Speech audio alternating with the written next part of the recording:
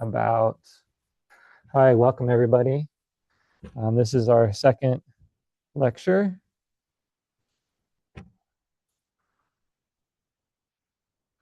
And we're covering chapter 1 today. Two main ideas: types of data and how to collect a sample. We'll start with types of data.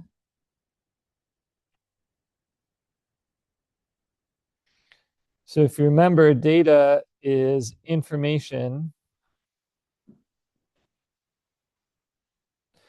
used to make or used to understand a system. Dorothy used the data of observing technicolor flowers. So it doesn't have to be numerical. It doesn't even have to be something that we think of collecting. But in statistics, normally we collect a lot of data.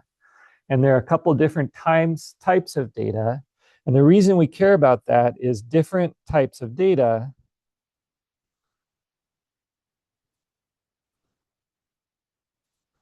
require different tools to analyze. Statisticians have a whole bunch of tools in our toolbox. And just like when you're working on a car or baking a cake or grooming a cat, you need the right tool for what you're trying to do. And if you don't know whether you're metric or standard with your wrenches, you're not going to grab the right tool. So we sort types of data into two big buckets. Two overarching types of data. Leave yourself a little bit of room after this first one. We have numerical data, often called quantitative, because we measure quantities. And then inside that, we have a couple subtypes. So leave yourself some space for at least two different subtypes here. And then our other big category is non-numerical, which is often thought of as categorical data. And it's frequently called qualitative because we're observing qualities but not quantities. That also has two subtypes. And the last subtype, actually, there's a subtype that we'll get to. Now, numerical data comes in two flavors. You can have what's called discrete, which is specific values, but not any value.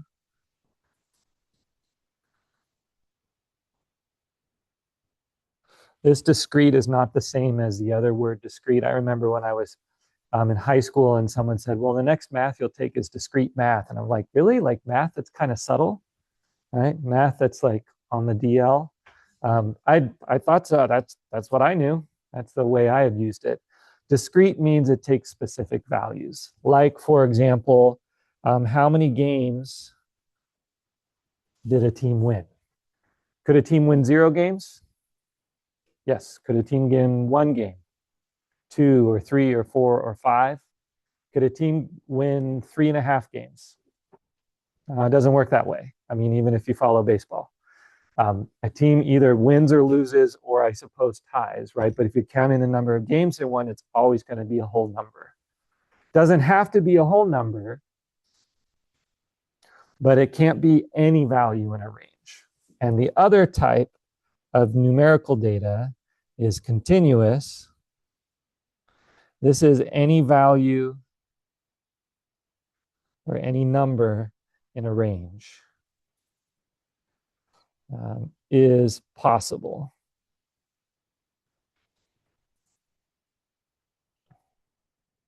Temperature is a continuous variable or continuous data.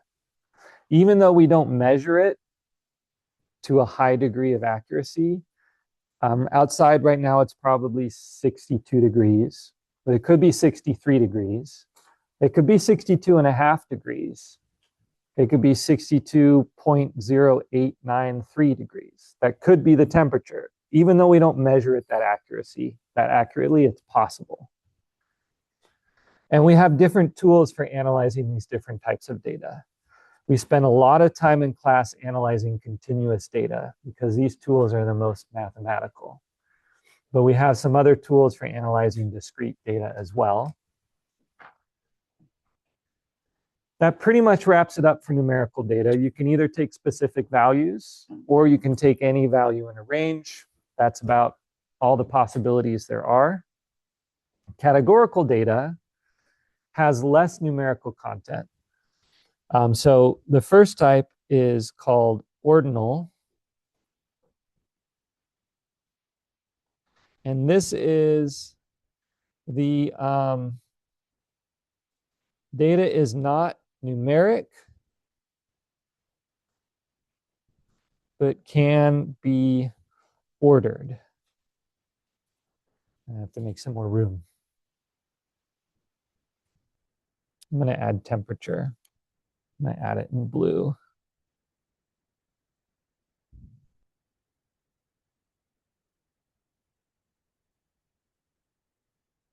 So an example of data that's not numeric but can be ordered would be month of birth. And January is not more than February, but it does come before February. A very common type of ordinal data is what do we call this?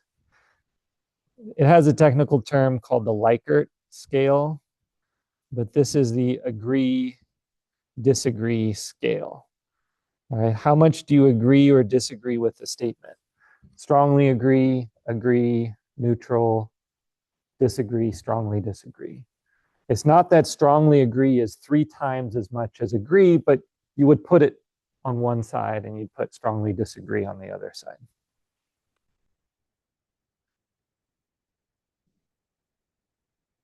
And then the other type is called labels or nominal.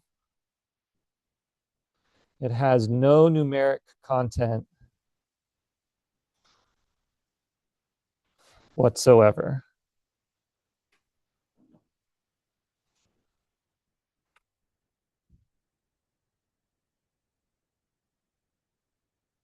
City of birth is an example of labels or nominal. Salem is not more than Portland.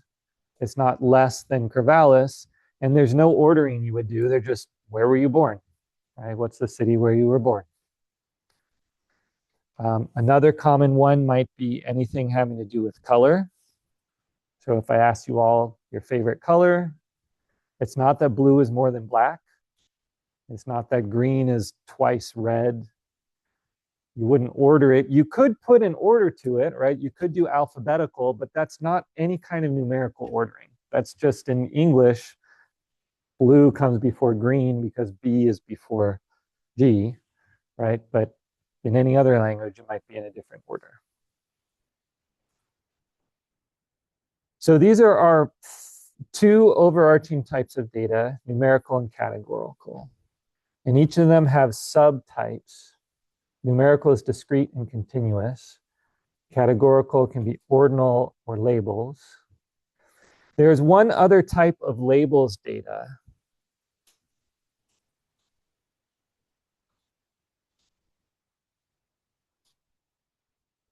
Let me pull this out and get some more space.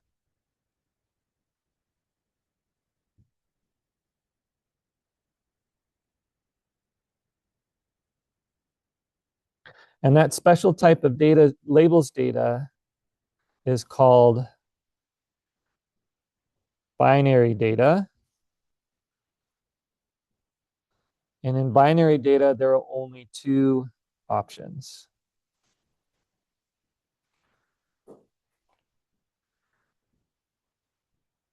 So examples of binary data: true, false, yes, no,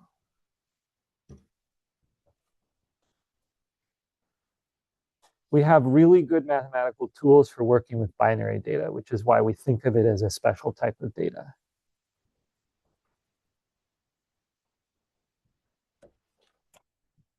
I can put a star here. Next time, I always recap this on our next day. I'm going to do it in more of a flowchart style. This is a list style, and then I'll do it a flowchart style if you prefer that way of thinking about it.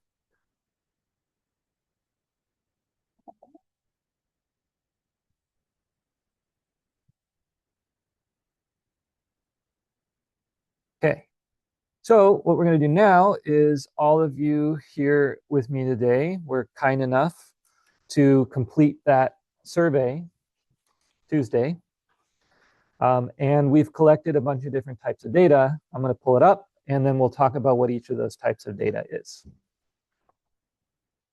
So you can always go back and look at it.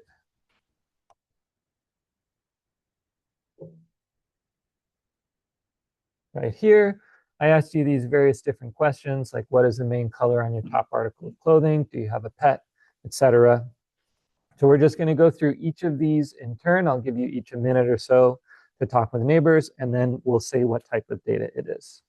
And I'll, in a minute, intermittently pause the recording as you do that. So first question, talk with your neighbor.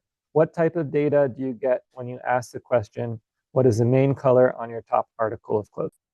Yep, so main color on your top article of clothing, I'm just going to call it clothing color. This is labels data. So it's qualitative or categorical data, labels, because it has no numerical content whatsoever. White is not more than gray. Brown is not twice as much as black. We wouldn't put turquoise before white. It's just happens to come in this. If we were to organize them, we could organize this in some logical way, and that's one of our tools. We could do it alphabetically, or we could count the different colors and then maybe organize it by how many of each were answered. But the data itself, no numerical content whatsoever, no reason to order it. All right, next question, or the next type of data. Do you have a pet? What type of data is that? Talk with your neighbor. I heard a bunch of people say, since it's yes or no, it's binary data. And let's check. Oh, someone left a blank. That could be considered missing data, so it doesn't change it. That's fine. Missing data happens all the time. But I don't see any responses other than yes or no. Someone could have put maybe, someone could have put sometimes, right? Maybe you're a frequent pet sitter to the point where that dog just loves to see you and you kind of consider them your pet, even though they're technically not, right? So that might change the type of data. But based on our responses, only two types of responses. So it's binary data. Binary data is useful because we can start asking proportions. We can say what proportion of this class has a pet, right? And maybe we exclude that missing piece of data, and then we can start talking about proportions, which is a very common way to understand a system.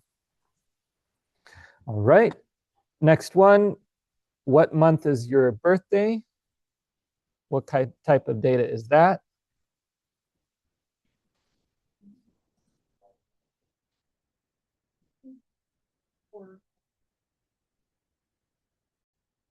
All right, so I would argue this is not labels. Well, first I would say this is probably not numerical data. Can someone tell me why they think it's not numerical data? Yeah. That's a very good answer. It has no numbers. Even more important is it doesn't have numerical content, right? So we could code it. We could say October is month 10 and June is month 6, right? But it doesn't mean that October is twice June, right? Or that May is numerically less than July, right? It comes before. However, we can order it because if we ask two people, someone's going to have a birthday before another person, right? So it makes sense to order it. I heard a lot of folks saying this is ordinal data, and I agree.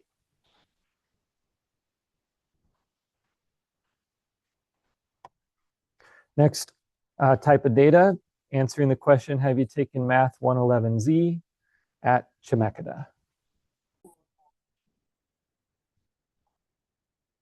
Anybody want to venture a guess? Binary data. All right. So Math 111Z had someone say binary data. And why did you say binary data? Because it's a yes or no answer. Okay, I agree with that. It's because the answer is yes or no, but the data itself is ones and zeros. Does that make it numerical? You can't be binary data if you're numerical. Those are different. Okay. Why are you shaking your head? Right. Yeah, that's definitely part of it. It's only ones and zeros. You technically could have discrete data that's all either a 0 or a 1, where it's actually a quantitative measurement. So it might be a little bit more subtle than that. Anyone want to add on? Is it specifically because it's asking about something that it's not asking about like a specific value? It's asking for an answer 1 or 0 based on having taken math, not like number of games won. I agree. The question is not asking how many, it's just asking yes or no. So that's a difference between the type of data and the way that data is coded. Okay, so this binary data, this yes or no, it has no numerical content. But it is coded numerically. And that's one thing you have to watch out for when you're choosing which tool to use is the way data is coded, all right, the way it's recorded, does not determine what type of data it is.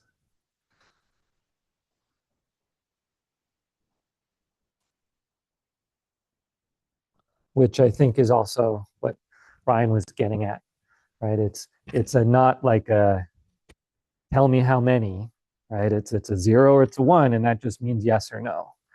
We could code clothing color numerically. We could say black is 1, white is 2, red is 3, but that's just a way to keep track of our data. That doesn't impart any numerical content to it.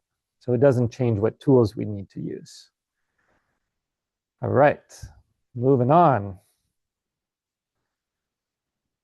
Google a celebrity's height in inches. Answer is a number. What type of data is that?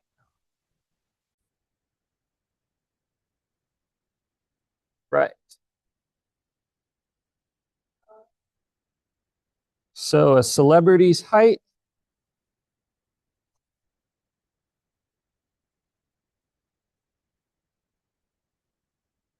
Is there someone who would like to answer, especially if you haven't answered yet, but that's all right. Go ahead.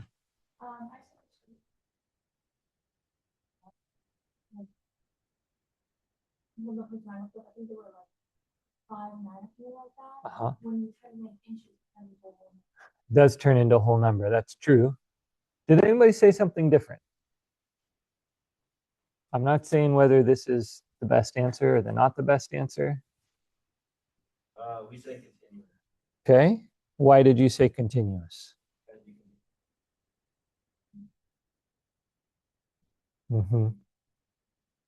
I agree with both answers, and let me tell you why. is because as a statistician, you do get to make some decisions about what tools you want to use. Almost all the time we measure someone's height, we measure to the nearest whole inch, which means you wouldn't measure someone at 70.87 inches. You would say they were 71 inches tall. In that case, you're taking a specific set of values and not just a whole range.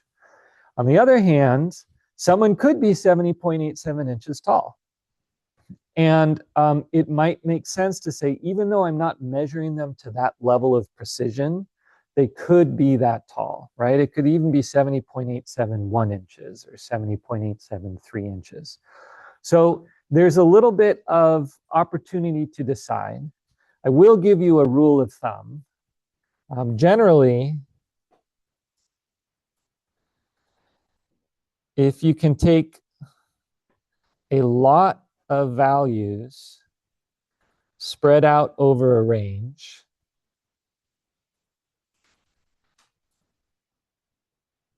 it can be more useful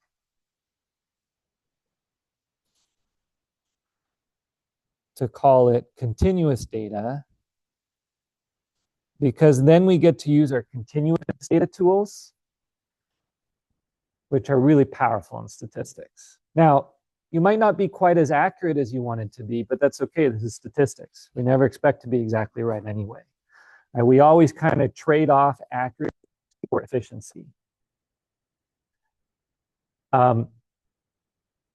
Day of birth, well, nobody was born on the 30.7th day, right? Day 30.7. But I mean, with 365 possible days, it probably makes sense just to treat that continuously, because that's an awful lot of values in that range, and those tools are going to make more sense. Same with weight, height, time in minutes or time in seconds. At a certain point, if you've ever studied any physics, there is a minimal size, the Planck length. Nothing in the universe can be shorter than the Planck length. So at a certain level, everything's discrete. But it's just too hard for us to do it that way, so we turn to continuous tools. So this is a rule of thumb that I'm going to ask you to use, for example, on a quiz. If you could think really hard and say, well, I could treat it as discrete, but it would be easier to treat it as continuous, then I'm going to want you to treat it as continuous, right? Only if it wouldn't make sense to ever measure in the middle. It would never make sense to measure 5.7 games won, right? Even if you had the best way to measure it possible. So it's not wrong to call it discrete if that's the way you want to analyze it, but here we're going to think about it as continuous. Something else about this data I want to show you. Here's some good answers. 74 inches and 5'10". And everything else seems to be written, oh, there's a 5'2" and a 5'8". If I wanted to analyze this data, could I just copy this and put it into a program and say, find me the average? Nope, because computer programs see a word like inches or a character like an apostrophe, and they don't think it's numbers anymore. They think it's words. And computers don't take the averages of words. So the hardest thing about doing good statistics is collecting good data.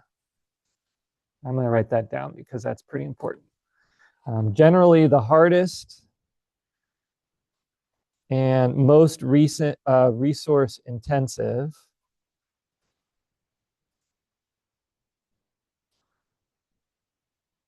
part of statistics is collecting good data. And we're going to come back to how do you collect good data, or what are some of the issues with that. We'll come back to that pretty soon. In this case, it's not too hard. There were only 20 so observations. I can go in by hand and change them all. I know that 5'2" is 62 inches. If someone wrote 74 inches, I can delete the word inches. But you can imagine if you sampled, 10,000 people and you got all sorts of different responses. And some people gave you a number, but they answered in centimeters. So then all of a sudden you have 180 pop out. I mean, nobody is alive who has ever lived has been 180 inches tall, but your computer doesn't know that. It's like 180, sure, why not? The hardest thing about doing good statistics is collecting good data, which is why in a statistics class, usually we provide the data to you. Even if it's not hard, it tends to take a while. Let's move on. We'll move a little more quickly.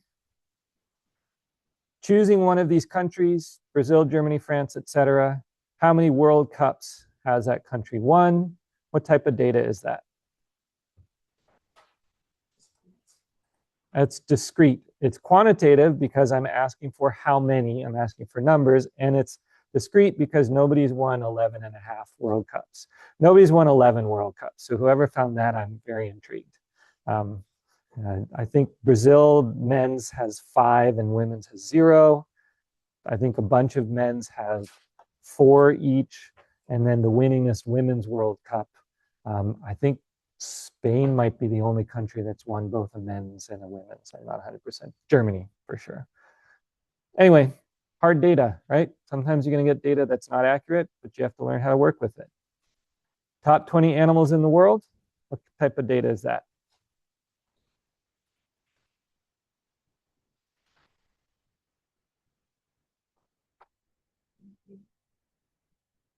I agree that it's labels. Arctic fox is not more than blue whale. A lion is not twice crow. It is interesting that the first 3 people were all born in November, but they all returned different top 20 animals. Again, hard to collect good data. Not that this is wrong data, just if you're trying to understand it, it's confusing. Maximum temperature on your most recent birthday, what type of data is that?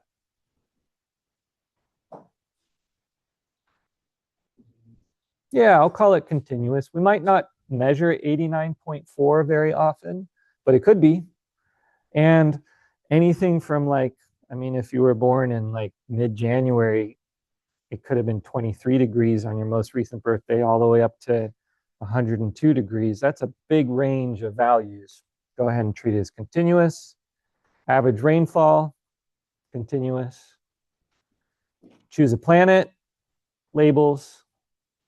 If you worked really hard, you could kind of think of it as ordinal. If you went Mercury, Venus, Earth, Mars, etc. But that's not really numerical content. It's not even really ordering. It's just the way you chose to order it. And then a couple binary. I just put these in there because I ask you to watch clips from these movies and you may never have actually seen the movies. So if you're like, what am I looking at? Then you're probably one of these people, and that's okay. All right. So we have a couple examples, right? And also our general categories. And now we know that the hardest thing about doing good statistics is collecting good data. So let's talk about a couple of ways to collect data.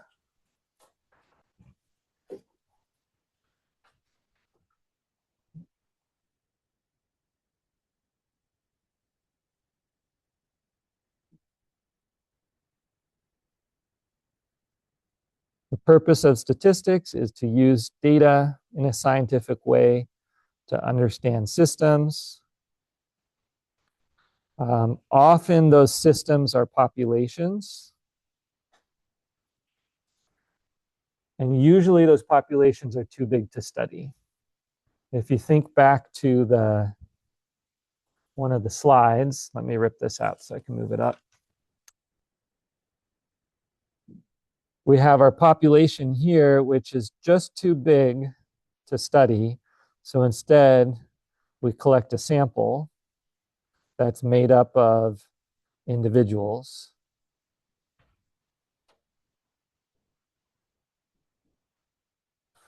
And so one of the big challenges is how do we choose the sample? How do we decide which individuals we're actually going to measure?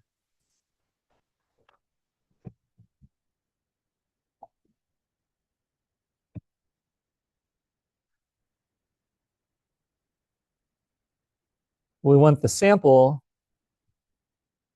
to be representative of the population.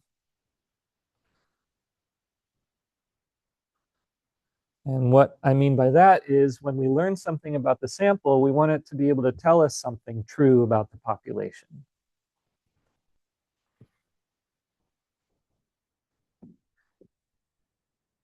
So there are, I think, 6 ways we're going to talk about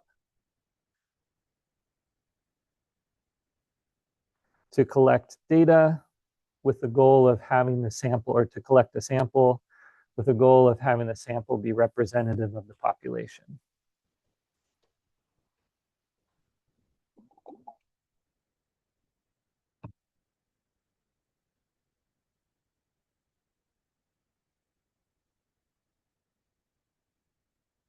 That's a 6.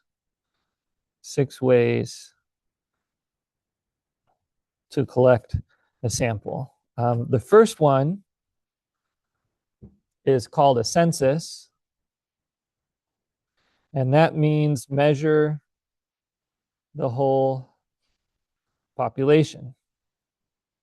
All right, so basically your sample and the population is the same thing. Now, if you do that, that's great. Whatever information you gather is perfectly representative of your population. It's almost never possible. The US does it once every 10 years, and it costs billions of dollars to do it. Right now, we are 360 million or so people. If your goal is to completely understand a population of fruit flies that you're growing in your jar, maybe a census is reasonable. But usually, this takes too many resources.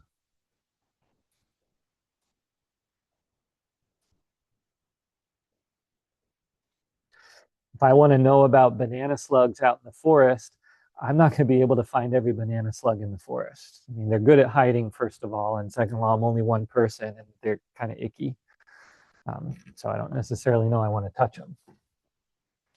So instead, the gold standard, the very best way to collect a sample that's big enough to be useful but small enough to be manageable, is called a simple random sample.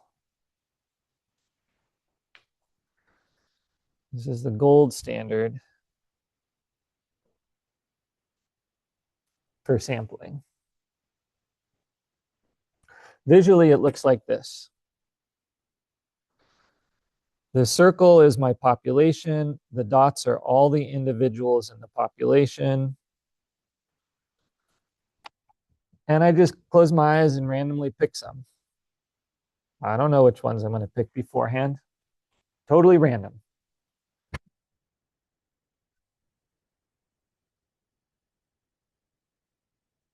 Randomly choose as many as you need. Right? Usually 30. We have a really good way to do that using R, our statistics program. It's a simple command called sample, and it does it for us. So it's a fantastic way. It's pretty resource intensive, though.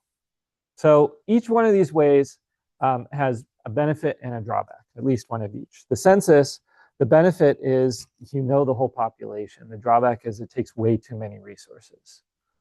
A simple random sample, the benefit is there is no risk of systematic bias.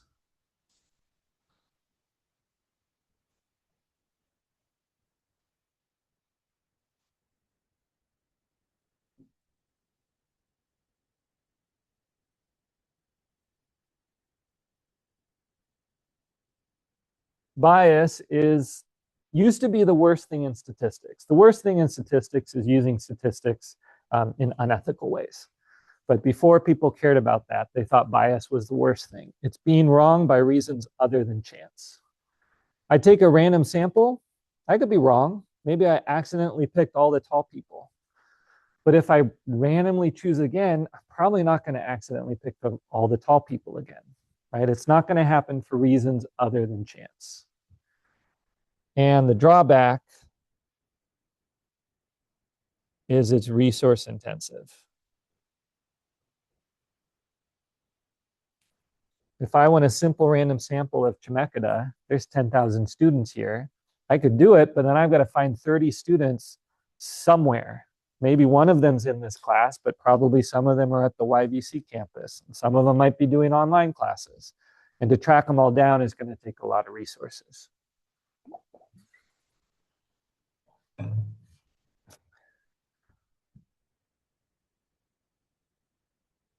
Anybody have any questions about that one? Okay. So every other one trades off a risk of bias for requiring fewer resources. The next way we can do it is called a cluster sample. This is where we divide the population into clusters, which are usually geographic in nature. They don't have to be. And then randomly sample the clusters instead of individuals.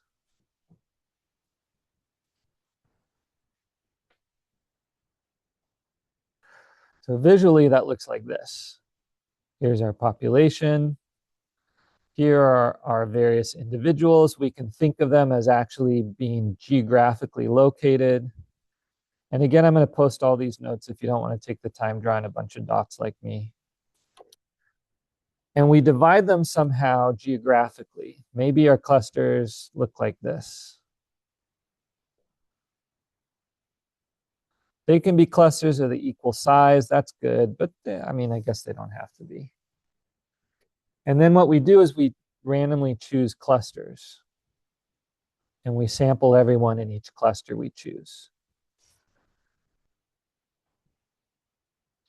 Measure every individual.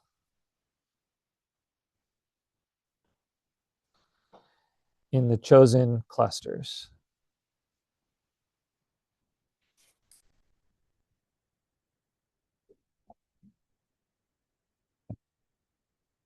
The benefit, it requires fewer resources. If I'm trying to get heights of students, instead of picking 30 students at random, I could pick 10 classrooms. And then all I have to do is ask 9 of you to help me, and we each go to one of those random classrooms and ask everybody in that classroom. That's way more efficient than me tracking down 30 to 100 different people who knows where they are on campus. And the drawback is a risk of bias. Because if I'm grouping people by cluster, maybe that's something that's common, right? So what if I pick as my clusters a bunch of classrooms that are over there in the athletic building, and it happens to be the baseball team and the basketball team and the football team. I don't know if you have a football team, but right, then I can end up sampling a lot of tall people. Whereas if I really did a random sample, that probably wouldn't have happened.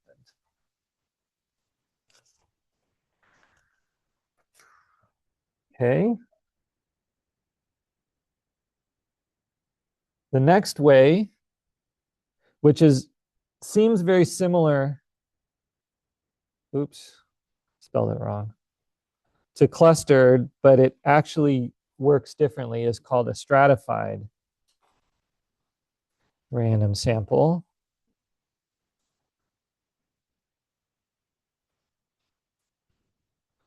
And for this one, we divide the population into groups, and those groups are called strata, which means layer, based on some characteristic we think is important.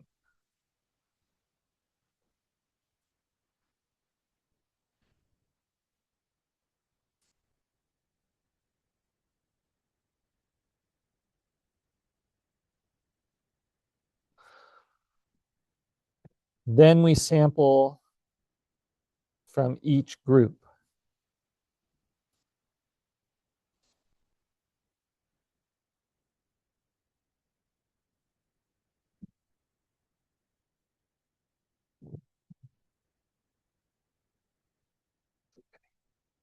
visually that looks like this. Suppose we're sampling cats and we have male cats, which are stars.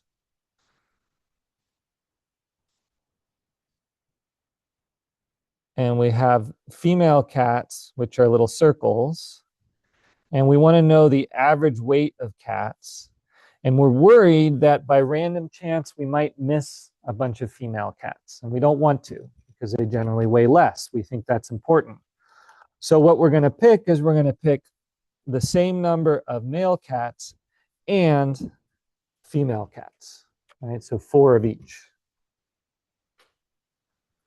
In this example, really we want 30 total, but I'm not going to draw 30 dots or 100 dots and then circle 30 of them.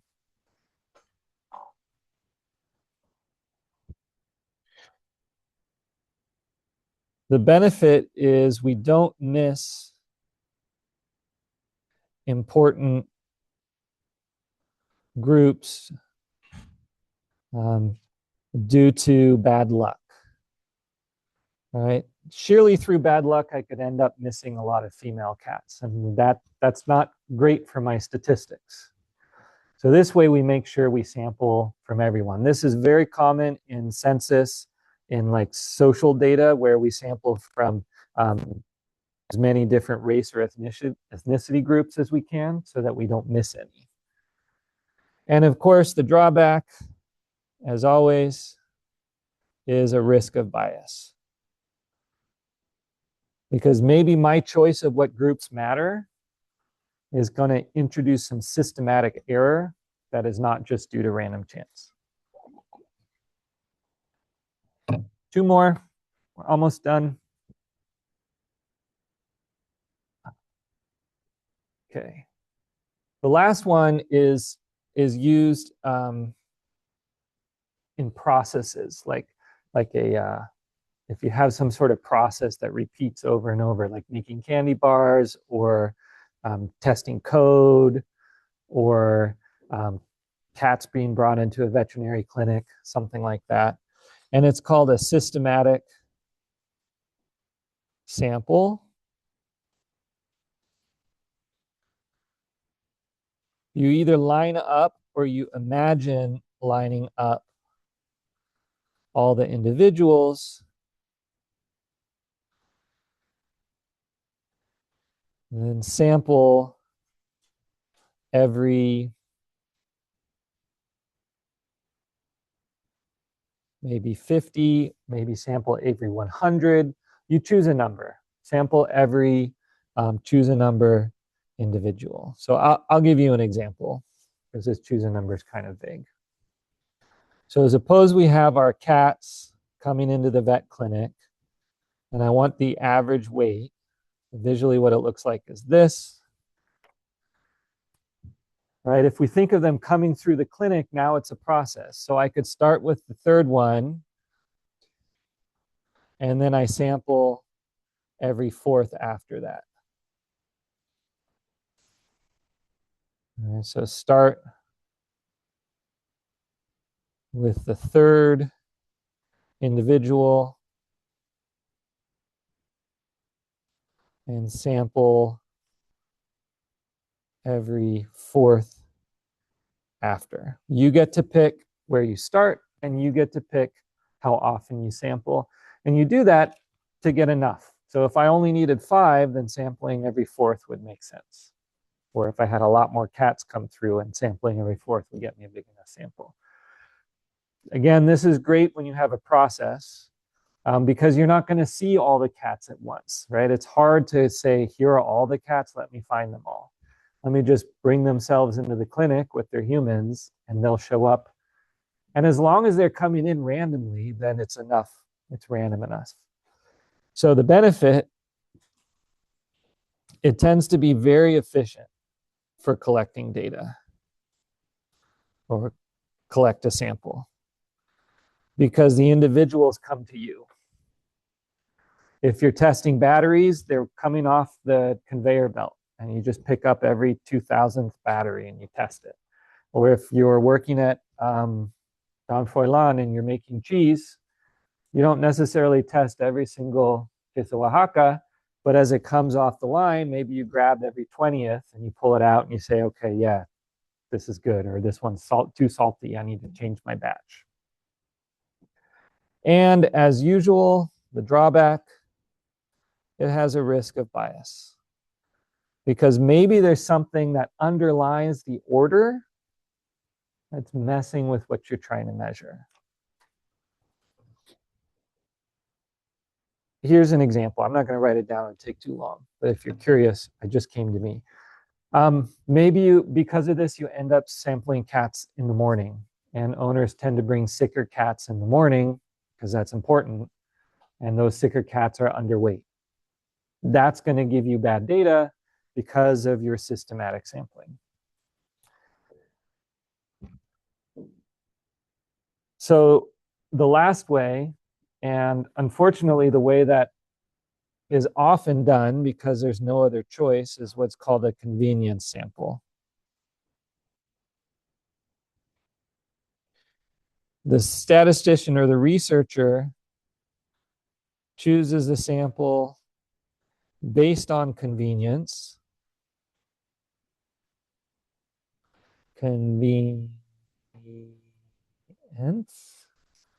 Trying to make sure that it is representative of the population.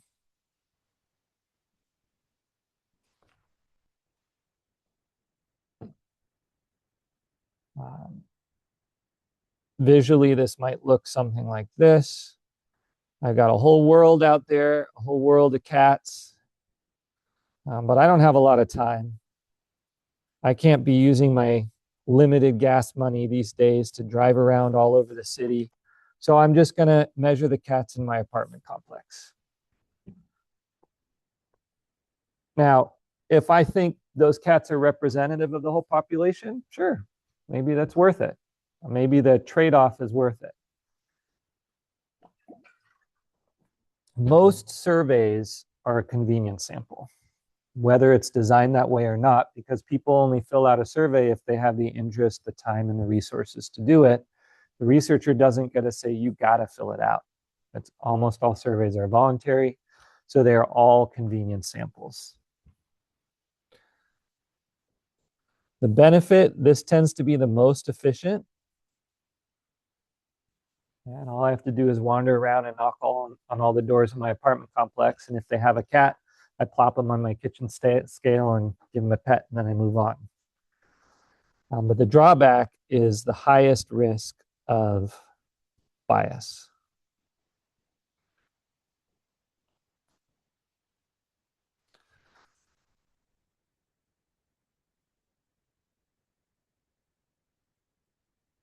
There's a whole lot of work that goes into sample collection design. All of these, except probably the convenience sample and maybe the simple random sample, they came out, they all have subtleties. There are different types, you know, like different versions, and they're all developed trying to balance efficiency against risk of bias. In general, the more a human is involved,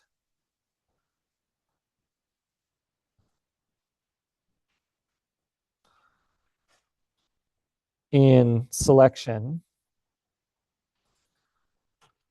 the higher the risk of bias.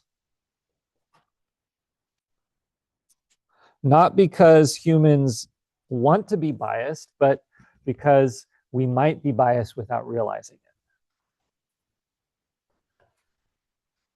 That's why the simple random sample is the gold standard. The human's not involved at all. Every individual gets a number, a machine picks the numbers. Those are the individuals in your sample.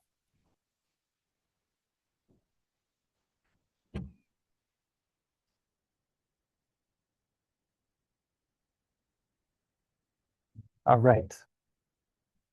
So these are the type of questions that are going to show up on your first couple homeworks. I'll be asking you on the quiz, here are some different sampling methodologies. Which of the 6 are these various different sampling methodologies? I'll give you an example of some sort of scientific collection process. And you'll need to identify which ones and maybe identify the risks or the benefits and the drawbacks of each of those. Let's see if there's anything else critical I need from this chapter. We'll talk about frequency tables next time, which are technically in chapter 1, but they really belong in chapter 2 because they're descriptive data. Anybody have questions about these 6 ways to collect a sample? Okay. All right, I'll stop the recording.